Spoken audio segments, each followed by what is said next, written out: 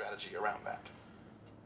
Now, one of the interesting things about storing this is that the shape of an encrypted message is radically different, by definition, for what the unencrypted form is.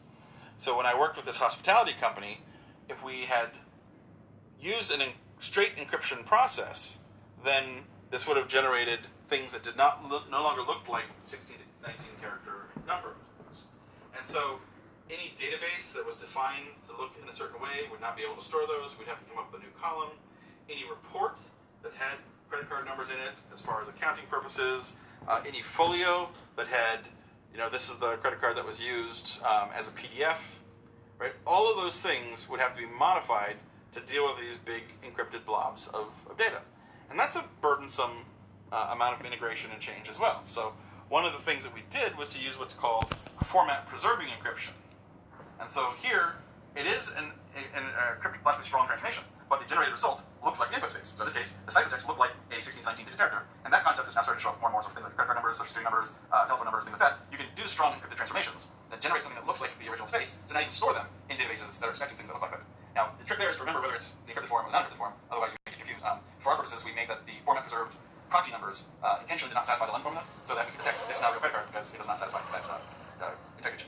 The other part of this is that even if I can't necessarily attack an encrypted amount of data right now, in the future I might be able to. So you could store, if you're an attacker, as much encrypted data as you want, and rely on advances in encrypted analysis techniques or computer speed fast store or whatever, such that in the future you can unencrypt that. So when we have large nation-state passive collection of encrypted information, it's in part because they want to be able to come back to it. So if there are phone conversations they can't crack now, maybe in a year, maybe 2 years, they will have come across the key, they will have come across the way of getting the key, and they can go back and listen to or get whatever knowledge they want to out of encrypted form. So just because it's not breakable at the time doesn't mean it won't someday be breakable, and therefore storing and capturing encrypted data in the future, there might be new ways of getting to that. So keep that in mind. If you're interested in storing the data at rest for long periods of time, you're going to have to engage much different kinds of encryption technologies that protect transmission of data in the first place across the network.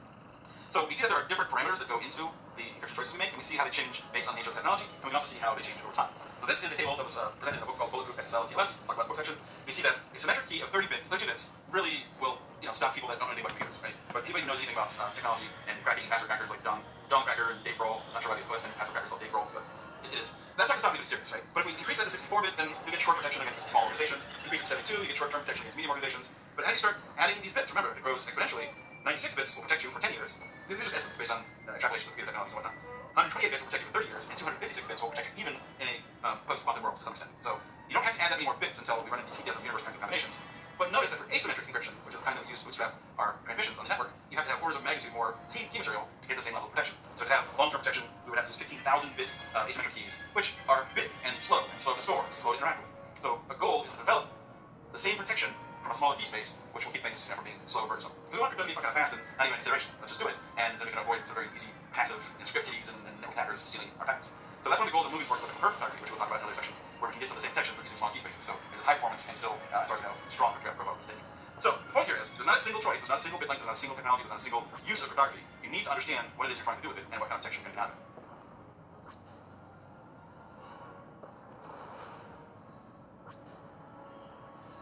We've established that brute force attacks are not going to be feasible in